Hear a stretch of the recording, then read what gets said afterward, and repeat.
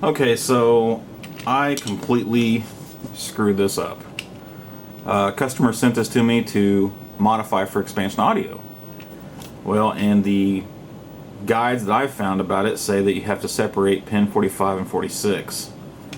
And while I was doing that, my knife slipped, and as you can see, I put a deep scratch in several of the traces right above where these two pins are connected. My fault, so I'm going to buy him a new one. And this is the one that he sent me. It's one of these ones, and I can't really find this one anywhere other than like Game Doctor HK, the Hong Kong guy. He has a lot of weird stuff, but it's like $30 plus shipping. I was like, oh my. So I went looking, and I found Stone Age Gamer has this Yobo one, and it was like 10 or 15 bucks shipped. Sweet. And right away I seen that somebody reviewed that it doesn't work on AV Fam, or no, it's actually on his site that it doesn't work with AV Famicom.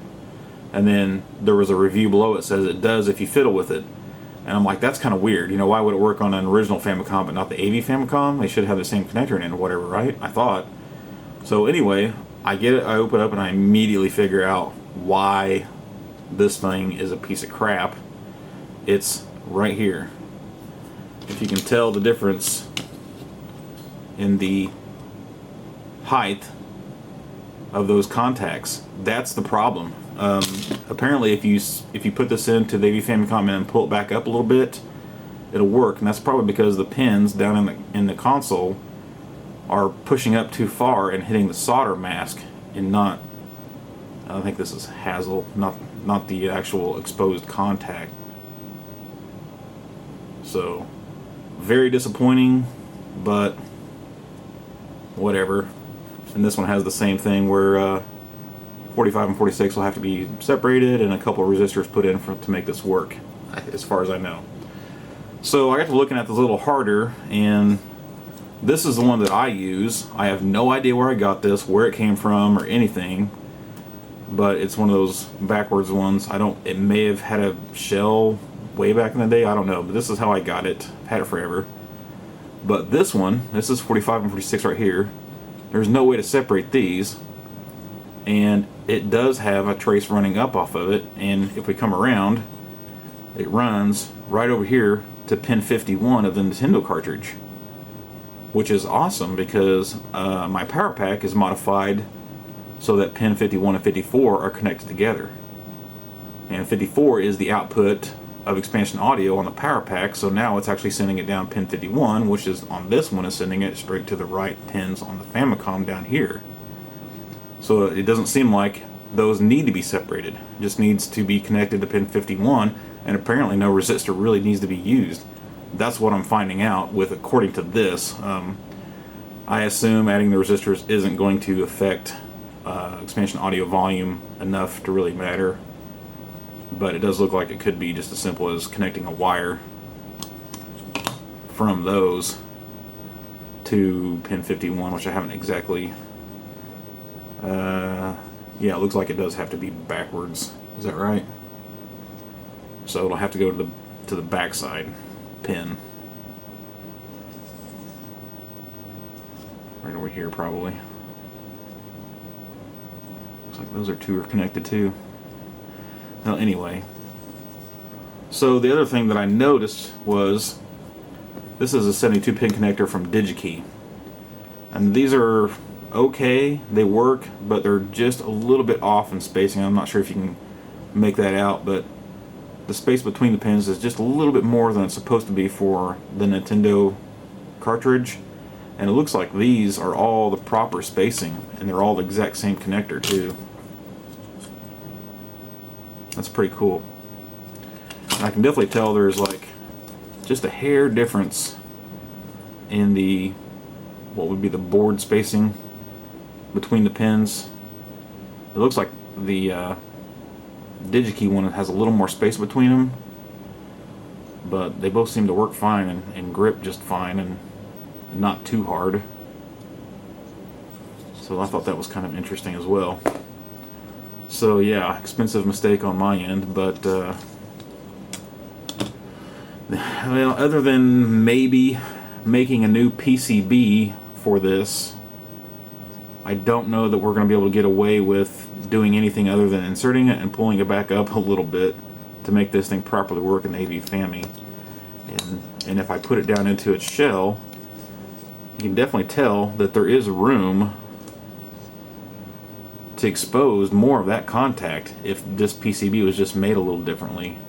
You know, and those traces are pretty thick, so it's possible that I could design a new PCB for it, but honestly, and if I did, I probably would go ahead and put expansion audio on it too.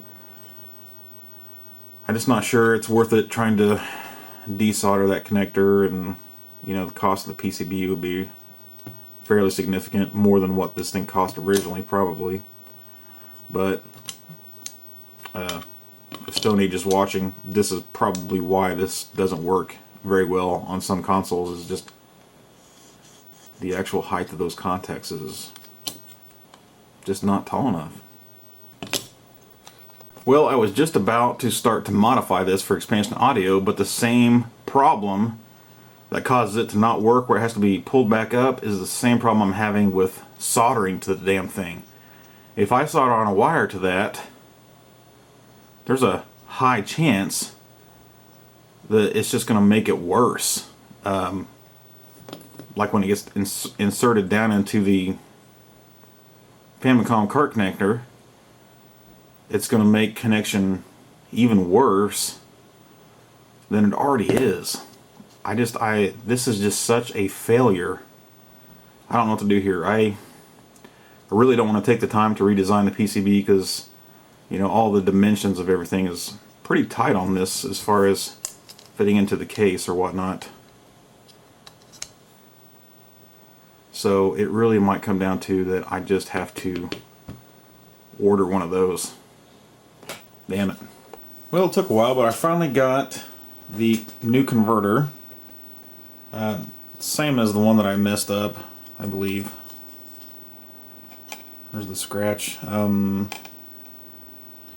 Really hard to find information on how to do this mod. I couldn't understand why, but maybe just because NES to Fami converters are less popular, maybe.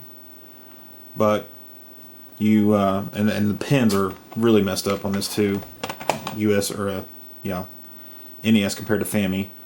Both of them are pin 1 up front, so it definitely goes label front on the console front for this converter. But when you go across on the NES, this is 36 over here. You turn it over and 37 starts here. However, on the Japanese side, this is 30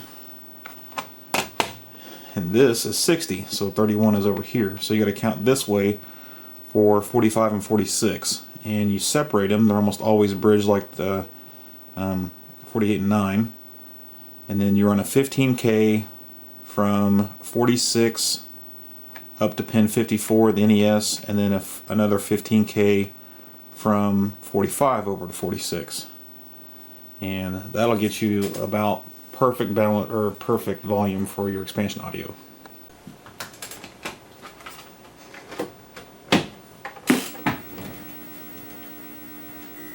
I get this turned way up, and this is my NSF that is expansion audio only.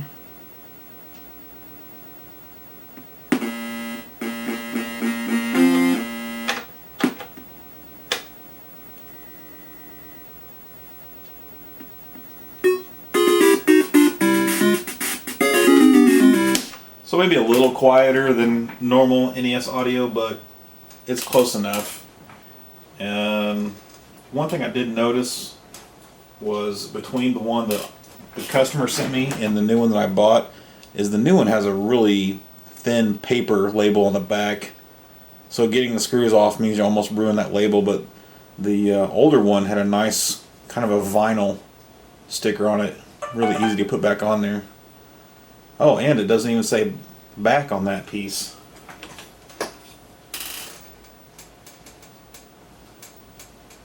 And the plastic on this one is darker for some reason. Otherwise it's the same. It looks a little scratched up on the front. I don't know what's up with that. Less gusseting in it too. Seriously. This thing was $34 shipped or something like that. It's kind of expensive if you ask me, but whatever, it's done now. Well, I guess I'm not done talking about these. I noticed something trying to put the new PCB into the old shell. There's a little tiny piece of it not cut out here, and it is cut out on the new one. See that? That right there is keeping me from easily, I mean, it's you just wedge it in there and it goes in.